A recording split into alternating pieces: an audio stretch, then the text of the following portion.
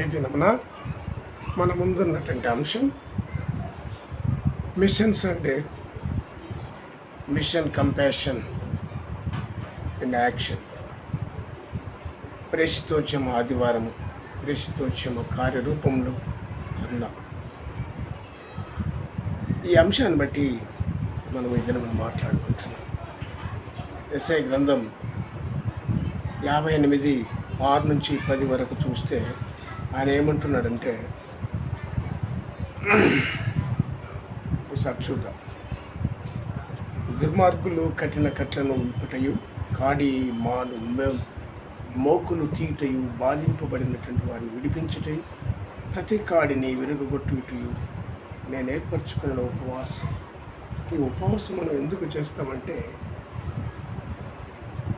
దేవుడు ఈ ఉపవాస ప్రార్థన చేస్తే నాకు మేలుకరంగా ఉంటాడని చెప్పి ప్రతి వ్యక్తి ఉపవాస ప్రార్థనలు చేస్తారు.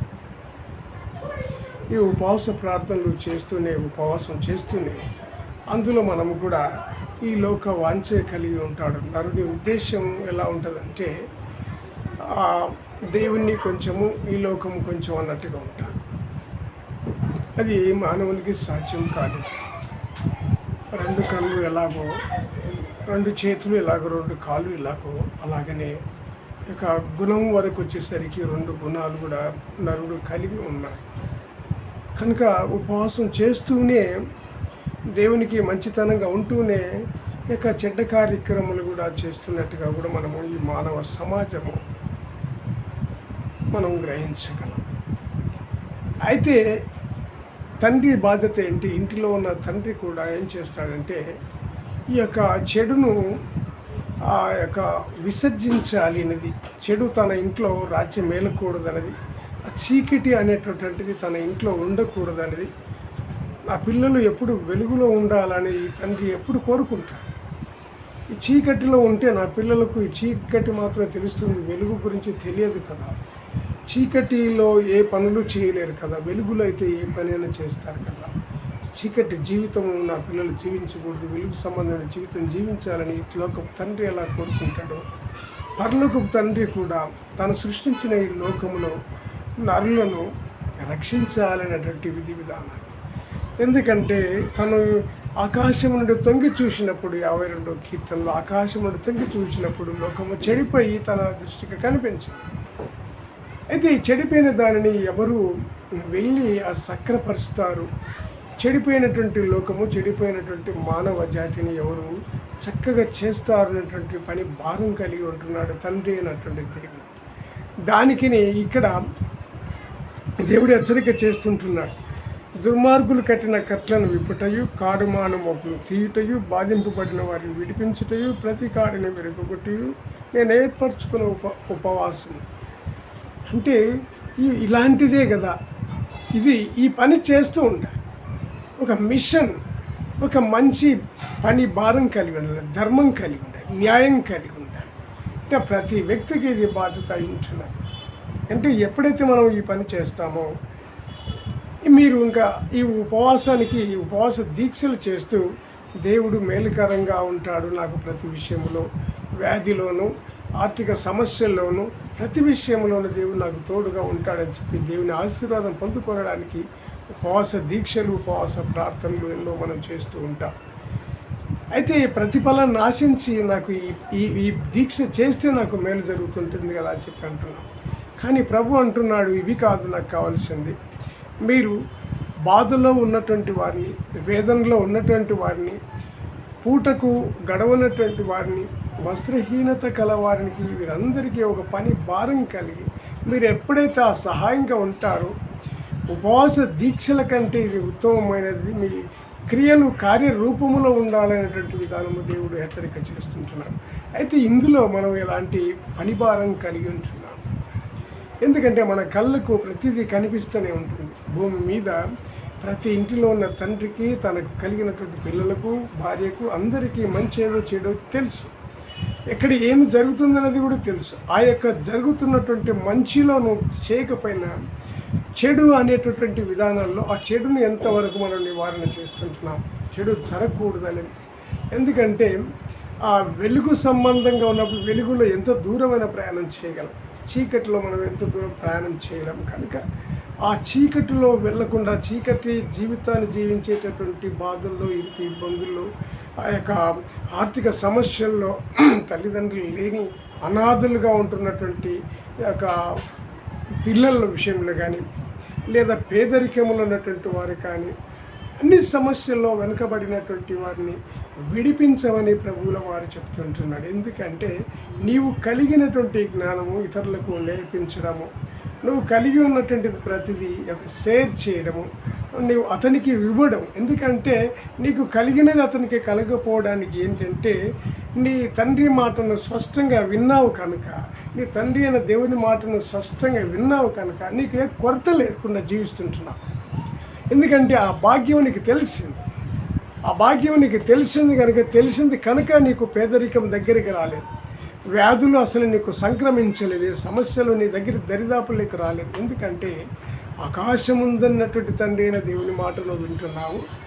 ఇక లోక సంబంధమైన తండ్రి మాటలు స్పష్టంగా నువ్వు వింటున్నావు కనుక, వాక్యమైన దేవుణ్ణి నువ్వు తెలుసుకుంటున్నావు కనుక, ఈ భూమి మీద మంచి చదువు అంటే దేవుణ్ణి చదువుకున్నావు కనుక, మంచి చదువులు చదువుకున్నావు కనుక, చదువుల్లో చదువుకోవడంలో నీకు విజ్ఞానం వచ్చింది కనుక, నీవు ఎప్పుడైతే ఆ చదువులు చదువుకున్నావో జ్ఞానమైన దేవుణ్ణి, చదువు అయినటువంటి దేవుణ్ణి, మొదటగా యోహాను సువార్తలో మనము వాక్యమైన దేవుని చూస్తాం. ఆ వాక్యమైన దేవుని ఎప్పుడైతే నువ్వు చదువుకున్నావు, భూమండలంలో చదువుకున్నటువంటి విలువ విద్యాదాన మహాదానం అంటారు. ఆ విద్యను ఎప్పుడైతే నువ్వు అంగీకరించినావో, ఎప్పుడైతే నువ్వు చదువుకున్నావో, నువ్వు ఎప్పుడైతే విద్య నీ దగ్గర ఉన్నదో, ఎప్పుడు నువ్వు ధనికుడివే, ఎప్పుడు నువ్వు ఆరోగ్యవంతుడివే, అనారోగ్య సమస్యల నుండి నువ్వు తొందరగా విడుదలైపోతావు. ఆ చదువు, ఆ జ్ఞానం ఉన్నప్పుడు వెంటనే నాకు ఈ వ్యాధి వచ్చింది, ఈ వ్యాధి నుండి ఎట్లా బయటపడాలని చెప్పి ఆలోచన చేసుకొని, సెర్చ్ చేసుకొని, ఆ వ్యాధి నుండి ఎట్లా విడుదల పొందుకాలి, ఎక్కడ ఏ డాక్టర్ ఉన్నాడు, ఎవరి దగ్గరికి వెళితే నాకు ఈ యొక్క వ్యాధి నుంచి నేను బయటపడతానని చెప్పి ఆ చదువు అనే జ్ఞానం వల్ల నువ్వు బయటపడతావు. ఆ చదువు దేనికి సాదృశ్యంగా ఉన్నదంటే నజరేయుడైన యేసుక్రీస్తు ప్రభుల వారికి యోహాను సువార్తలో వాక్యమైనటువంటి దేవుడు, అంటే దేవుడు అక్షరమైంటున్నాడు.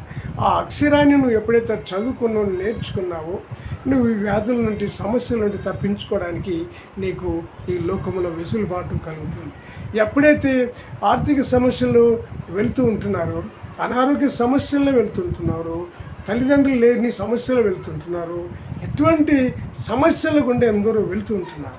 వాళ్ళు వెళ్ళేటటువంటి వాళ్ళు ఎలాంటి వాళ్ళు సుమా, కానీ వారికి కూడా నీలాగా అలాగా మనందరిలాగానే ఉండాలనిపిస్తుంది. కానీ ఎందుకో ఏమో తెలియకనో ఏ రకంగానో వాళ్ళ తల్లిదండ్రి లేక వాళ్ళ పితరులు చేసినటువంటి విధి విధానాల్లో వెళ్తుంటారా, మా పితరులు ఇలాగనే ఉన్నారు, మా తండ్రులు ఇలాగనే ఉన్నారని చెప్పి వాళ్ళ పితరులను, ఎందుకంటే కొందరు నేటికి కూడా అటువంటి మూర్ఖ సమాజం కూడా ఉన్నది. చదువు వల్ల ఏంటి ఉపయోగము, చదువుకున్నటువంటి వాళ్ళకి ఏం ప్రయోజనం ఉన్నది, చదువుకున్న వాళ్ళకి ఏం ప్రయోజనం లేదు కనుక ఎట్టకేలకు చదువున్నాడు బ్రతుకుతున్నాడు, చదువు లేని ఇంకా హ్యాపీగా బ్రతుకుతున్నాడు అని చెప్పినటువంటి విశ్వాసం ఎందరిలో చాలామందిలో ఉంది. ఆ చదువులో ఎంత విలువ ఉన్నదంటే, ఆ చదువుకోవడంలో దేవుడు నీకు తెలిసి వస్తాడు. దేవుడు వాక్యమై ఉంటున్నాడు కనుక, దేవుడు అక్షరమై ఉంటున్నాడు కనుక, ఆ చదువు నీ దగ్గర ఉంటున్నది కనుక నీవు ఈ భూలోకంలో ఉన్నటువంటి సమస్యల నుండి, ఆ యొక్క చీకటైన జీవితం నుండి బయటపడేటటువంటి జ్ఞానం కలిగి ఉంటాం. ఎందుకంటే ఆ యొక్క చదువు లేనటువంటి వారికి అన్ని పనులు చేస్తూ ఉంటారు, అన్నీ ఉంటాయి, కానీ వాళ్ళకు ప్రమాదంలో ఎలా తప్పించుకోవాలో తెలియదు. అన్నీ ఉంటాయి, కానీ వారికి వచ్చినటువంటి వ్యాధులు వచ్చినప్పుడు ఎలా ఆ వ్యాధుల నుండి బయటపడాలో తెలియదు. లేదా విషపురుగులు ముట్టినప్పుడు ఆ విషపురుగు నుండి ఎలా తప్పించుకోవాలో తెలియదు. ప్రాణాపాయ స్థితిలో ఎలా తప్పించుకోవాలో తెలియదు. ఆర్థిక సమస్యలు వచ్చినప్పుడు ఎమరుపాటున వచ్చేస్తుంటాయి. రైతు ఏం చేస్తాడంటే నమ్మి తొలకరి చినుకులను నమ్మి వ్యవసాయం పొలమును దున్ని వెంటనే విత్తనములు వేస్తాడు, సాగు చేసి మంచి విత్తనము వెదలు జల్లుతాడు, మంచి పంట కొరకు మంచి దిగుబడి కొరకు ఎదురు చూస్తాడు. కానీ అకాల వర్షములు కూర్చి జలప్రలయం వచ్చి అతడు చదువు చేసి పండించినటువంటి ఆ పొలంలో ఉన్న పంటను అంతా ఊడ్చుకొని వెళ్ళినప్పుడు తీవ్రమైనటువంటి నష్టం జరుగుతుంది. ఆపదలు ఏర్పడతాయి. ఎందుకంటే అప్పటికే అప్పులు చేసి ఆ భూమి మీద పెట్టుబడి పెట్టి తన శ్రమను పెట్టుబడికి పెట్టి ఎంతో కష్టపడి ఉంటాడు. ఎందుకంటే అప్పుడు అతడు కష్టాల్లో నష్టాల్లో కూరుకుపోతాడు. అతనికి దేవుడు అనేటటువంటి అక్షరం, దేవుడు అనేటువంటి విద్య తెలిసినప్పుడు వాతావరణాన్ని అంచనా వేస్తాడు. ఈ సమయం ఎలా ఉంది అని తెలుసుకుంటుంటాడు. రాబోయే సమయాన్ని గుర్తిస్తాడు, జరిగిపోయిన సమయాన్ని గుర్తిస్తాడు. కనుక ఆ చదువు వల్ల, ఆ జ్ఞానం వల్ల ఉపయోగం ఏంది అంటే రానున్న కాలాన్ని హెచ్చరిక చేసుకుంటాడు. అతనికి వచ్చే వ్యాధులను కూడా జాగ్రత్తలు తెలుసుకుంటాడు. ఈ నీళ్లు తాగినందుకు, ఈ కలుషితమైన ఆహారం తిన్నందుకు, కలుషితమైన నీరు తాగినందుకు, కలుషితమైన వాతావరణంలో నేను తిరిగినందుకు, పుట్టి పెరిగినందుకు ఇవన్నీ నా మీద ఉన్నాయి కదా, ఇవన్నీ నాకు కలిగినాయి, వచ్చేసినాయి అని చెప్పి ఒక ప్లాన్డ్గా అతడు తనకున్నటువంటి చదువు అనే జ్ఞానం నుండి బయటపడతాడు. ఎందుకంటే ఎప్పుడైతే ఈ యొక్క చదువు అనేటువంటి దేవుడు అనేటువంటి జ్ఞానం ఎవరికైతే లేదో వాళ్ళు అనేకమైన సమస్యల గుండా వెళ్తుంటారు. ఎందుకంటే వచ్చే సమస్యలు వాళ్ళకి తెలియదు, ఆ సమస్యలు ఎట్లా వచ్చినాయో తెలియదు, ఎట్లా తప్పించుకోవాలో తెలియదు. కనుక తెలియనటువంటి విధానంలో వెళ్తుంటారు. కనుక అటువంటి వారిని విడిపించాలని కృతానిశ్చయం కలిగి ఉన్నాడు. ఇంటిలో కూడా తండ్రికి 12 కుమారులు యాకోబుకు. 12 అందరూ సక్రమంగా ఉన్నారా లేదు, ఒక్కొక్కరిది ఒక్కొక్క తీరు ఉన్నది. ఆ తీరుల నుండి వారిని బయట పడేయాలంటే ఎలా తండ్రికి ఎంత ఆలోచన ఉంటుంది. నా పిల్లల్ని ఎట్లా సన్మార్గంలో నడిపించాలి, వీళ్ళకి ఎట్లా విద్య నేర్పించాలి, ఎలాంటి జ్ఞానం నేర్పించాలని చెప్పి ఆ తండ్రికి అనేకమైన లొసుగులు ఉంటాయి. ఇక్కడ తండ్రి అయిన దేవునికి తాను కలుగజేసినటువంటి లోకము నుండి ఎందరో జ్ఞానవంతులు ఉన్నారు, ఎందరో నీతిమంతులు ఉన్నారు, ఎందరో దేవుడైన వాక్యాన్ని చదువుకొని ఉన్నారు, ఎందరో తెలివిగా ఉన్నారు, తెలివి లేని ఎలాగని చెప్పి అందరినీ పనికొచ్చే వాళ్ళను ఒకవైపు, పనికి రాని వాళ్ళను ఒకవైపు ఉంటారు. కనుక మీరు పని తెలిసిన వాళ్ళు పని తెలియని వారి దగ్గరికి వెళ్ళి ఒక మిషన్ భారం కలిగి ఉండండి అనేటటువంటి హెచ్చరిక చేసినట్టుగా మనం చూస్తుంటున్నాం. పని భారం కలిగి ఉండండి చెప్పి హెచ్చరిక చేస్తుంటున్నాడు. మీరు ఉపవాసం ఉండి ఎన్నో దీక్షలు చేసి, ఈ ఉపవాస దీక్షలు చేస్తే దేవుడు నాకు ప్రతి విషయంలో ఉంటే నాకు మేలుకరంగా ఉంటాడని చెప్పి చాలామంది తెలిసినటువంటి వారు, కలిగినటువంటి వారు ఏ మేలు చేయకుండా ఎదురుగా పేదవాళ్ళు కనిపించిన, లేక ఆర్థిక సమస్యల్లో ఉండి వ్యాధిగ్రస్తుల్లో ఉంటుకుంటా దేవుని జ్ఞానం దేవుడు ఎవరు తెలియదు, దేవుని జ్ఞానం ఎటువంటి తెలియదు, లోక జ్ఞానం ఏంటో తెలియకుండా వెళ్ళి తలుకు మాకెందుకు వెళ్ళి మేము బాగుంటే చాలే, ఉపవాస దీక్ష చేస్తే చాలే, మా దేవుడు మాకు కనికరం చేయకపోతాడని చెప్పి అనుకుంటూ ఉంటాం. దేవుడు ఈ దినమున మనకు హెచ్చరిక చేసేదంటే ఒక మిషన్ భారం కలిగి ఉన్నాడు, ఒక పని భారం కలిగి ఉంటున్నాడు. కనుక తండ్రి, మన ఇంటిలో ఉన్న తండ్రి కూడా అందరి కుమారులు, అందరి సంతానమైన ఒకటే దృష్టి కలిగి ఉంటాడు. ఎందుకంటే ఎవడు బలహీనంగా ఉన్నాడు, ఎవడు బలంగా ఉన్నాడు అనేది బలహీనుని మీదనే తండ్రి యొక్క ధ్యాస ఉంటుంది. ఇక్కడ కూడా తండ్రి అయిన దేవుడు కూడా ఎందరూ బలహీనులు ఉన్నారు, ఎందరూ దేవుడు అనేటటువంటి అక్షరమును తెలుసుకోలేక, ఈ లోక జ్ఞానం తెలియలేక, పరలోక జ్ఞానం తెలియక ఎందరూ కొట్టుమిట్టాడుతున్నారు, ఈ యొక్క విషయాలు తెలియక వ్యాధిగ్రస్తుల్లో అయి ఉంటున్నారు, వ్యాధుల్లో పడి బాధలు అనుభవిస్తుంటున్నారా, ఆర్థిక సమస్యలు పడి ఇబ్బందులు పడుతున్నారని చెప్పి ఈ దినమున ఆ యొక్క భూ సంబంధమైనటువంటి నరజాతిని విడుదల చేయాలనేటువంటిది ఒక మిషన్ భారం కలిగి ఉంటున్నాడు. ఆ మిషన్ భారం కలిగి ఉండి ఈ దినమున మనందరికీ హెచ్చరిక చేస్తుంటున్నాడు. మీరు ఎన్ని ఉపవాస దీక్షలు చేసిన ప్రయోజనం లేదు, కానీ నీవు ఆకలి కొనిన వారికి పెట్టుటయు, నీ రక్త సంబంధికి ముఖం తప్పించకుండుటయు, దిక్కుమాలిన బీదలను నీ ఇంట చేర్చుకొనుటయు, ఇవన్నీ చేస్తే నీ ఉపవాస దీక్షకు ఇవి సరిపోతాయని చెప్పి దేవుడు ఈ దినమున హెచ్చరిక చేస్తుంటున్నాం. మనం ఎంతవరకు మనము ఇవి చేయగలిగినటువంటి వారం ఉంటున్నాము, మనల్ని మనం ప్రశ్న వేసుకోవాలి. వస్త్రహీనుడు నీకు కనబడినప్పుడు వారికి వస్త్రం ఇచ్చుటయి ఇదే కదా నాకు ఇష్టమైనటువంటి ఉపవాసం. ఎవడు బలహీనమైనటువంటి విధుల్లో వెళ్తుంటున్నాడు, వస్త్రహీనంగా ఎవడు ఉంటున్నాడు, జ్ఞానము లేకుండా అనాథగా లేదా విడవబడినటువంటి వాడుగా వ్యాధుల గుండా ఎవరైతే వెళ్తుంటున్న వారినల్లా విడిపించడమే, ఆ పని భారం కలిగి ఉండడమే కదా మీరు నాకు మేలుకరంగా ఉన్నటువంటి వారు అవుతారని చెప్పి దేవుడు ఇష్టమని చెప్తుంటున్నా. నాకు ఇష్టమైన ఉపవాసం ఇదే కదా. అలాగున నువ్వు చేసిన ఎడల నీ వెలుగు వేకు చుక్కమని ఉదయించును, స్వస్థత నీకు శీఘ్రముగా లభించును. అలాగ నువ్వు చేస్తే వెలుగు వేకు చుక్క వలె ఉదయిస్తూ ఉంటున్నాడు. ఈ ఆశీర్వాదం మనందరికీ మనకు లభించాలంటే, ఎందుకంటే ఇక దాన్ని ఏమంటారంటే పని ఎంత పని చేసినప్పుడు ఆ రాత్రింబగలు డ్యూటీ చేస్తారు, ఎక్కువ పని చేసి ఎక్కువ వేతనం పొందుకున్నట్టుగా ఇక్కడ ఇవన్నీ పనులు దేవుడు మిషన్ భారం కలిగి ఉన్నాడు. దేవుడు లోకాన్ని రక్షించే పని భారం కలిగి ఉంటున్నాడు కనుక, ఆ ధర్మం కలిగి ఉంటున్నాడు కనుక ఆయన పనిలో భారంగా ఆయన పని చేయటంలో నీవు బాధ్యత కలిగి ఉండి ఈ దినమున జీవించమంటున్నాడు.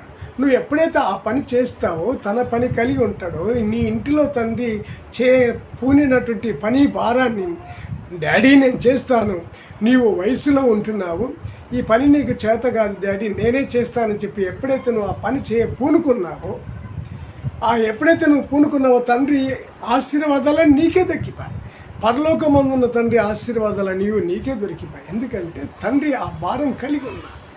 బలహీనతలో ఎందరు ఉంటున్నారో, ఎందరూ తనకు కలిగినటువంటి 12 మంది కొడుకుల్లో కానీ ఎందరు బలహీనంగా ఉన్నారో, బలహీనంగా లేని బలవంతుడైన కుమారుడు ముందరకు వచ్చి డాడీ నేను చేస్తాను, నీవు చాలు, వారు ఎల్డర్ అని చెప్పి నువ్వు వృద్ధాప్యములకు వచ్చేసినావు డాడీ, ఇక మీదట నీ పని భారం నేను కలిగి ఉంటాను డాడీ అని చెప్పి ఏ కుమారుడు ముందరకు వస్తాడో, అప్పుడు ముందరకు వచ్చినటువంటి కుమారుడికి ఏమంటున్నాడంటే,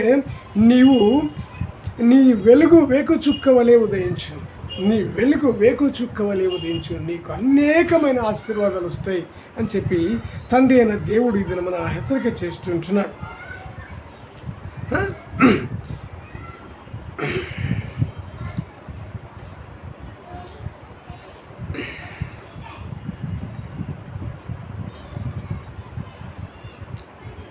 అప్పుడు నీవు పిలువగా యెహోవా నీకు ఉత్తరమిచ్చు, నువ్వు మొరపెట్టగా ఆయన నేనున్నాను.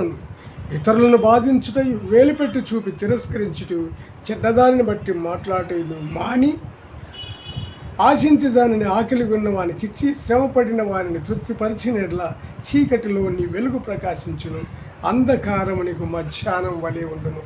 ఈ కార్యక్రమంలో నీ తండ్రి ఎలాంటి భారం కలిగి ఉన్నాడు. తనకు కలిగినటువంటి సంతానము అందరికీ ఒకే జ్ఞానం ఉండదు కనుక, ముందు పుట్టినటువంటి వాడికి కానీ, చిన్నవాడికి కానీ, మిడిల్లో ఉన్నటువంటి వాడికి ఒక్కొక్కరు ఒక భారం కలిగి ఉంటారు, ఒక్కొక్కరు ఒక తలంపు థాట్స్ కలిగి వాళ్ళు జన్మిస్తారు. అందరూ ఒకేలాగా ఉంటారనేది కాదు. ఎవరు బలహీనంగా ఉన్నారో ఆ బలహీనులను విడిపించి బలమైనటువంటి వాడిని వలె ఆ బలహీనుని రక్షించే విధానంలో ఎవరు ఆ పని భారం కలిగి ఉంటారో, నీ అంధకారము నీకు మధ్యాహ్నం వలె ఉండదు. చీకటిలో నీ వెలుగు ప్రకాశించును, చీకటిలో నడుస్తున్నప్పుడు వెలుగు నీకు ఈ బ్లెస్సింగ్స్ అన్నీ నీకు వస్తాయని చెప్పి ఈ పని భారం నువ్వు కలిగి ఉండమని దేవుడు ఇదన మన హెచ్చరిక చేస్తుంటున్నాడు. కనుక ఇవన్నీ మనం ఎందరము చేయగలిగి ఉంటున్నాము. ఇంటిలో నీ తండ్రి పని భారమును ఎంతవరకు మోయగలిగిన కుమారుడిగా ఉంటున్నావు, ఆకాశముందన్నటువంటి తండ్రి అయిన దేవుని పని భారము ఎంతవరకు నువ్వు కలిగి ఉంటున్నావు. ఈ దినమున మిషన్ సండే మిషన్ అంటే ఒక ధర్మం, ఒక పని భారం కలిగి తండ్రి అయిన దేవుడు కలిగి ఉంటున్నాడు కనుక ఆ పని భారములో నువ్వు ఎందరినీ సిద్ధపరుస్తుంటున్నావు, నువ్వు ఎంతవరకు సిద్ధపడి ఉంటున్నావు ఆ పని చేయడానికి, ఎంతవరకు నువ్వు ఇష్టపడుతుంటున్నావు. ఒకవేళ నువ్వు వెళ్ళలేకపోతే వెళ్ళేవారిని ఎంతవరకు పంపుచుంటున్నావు. వెళ్ళలేకపోతే వెళ్ళేవారిని పంపండి. నువ్వు వెళ్ళకపోతేవి వెళ్ళేవారిని వెళ్ళనీయకపోకుండా ఉంటున్నామా, వెళ్ళేవారిని పంపిస్తుంటున్నామా, లేదా మనమే వెళ్ళడానికి సిద్ధపడుతుంటున్నామా? ఆ పనిని తండ్రి అయిన నీ ఇంటిలో తండ్రి పని భారం కలిగిన ఆ తండ్రి భారాన్ని నువ్వు మోయగలుగుతుంటున్నావా? తండ్రి అయిన దేవుని పని భారాన్ని, ఆ యొక్క మిషన్ పని భారాన్ని నేను మోస్తాను, ఈ భారాన్ని నీ పని భారాన్ని నేను చేస్తాను తండ్రి అని చెప్పి నీ అందరికీ నీవుగా ఆ పని భారం మోయడానికి సిద్ధపడుతున్నావా? లేదా వెళ్ళేవారిని నేను వెళ్ళి చేస్తాను బ్రదర్, ఆ పని భారం నాకు అప్పగించు నేను వెళ్తానని చెప్పి ఎవరైనా నిన్ను అడిగినప్పుడు వారికి ఎంతవరకు సిద్ధపరుస్తుంటున్నావు?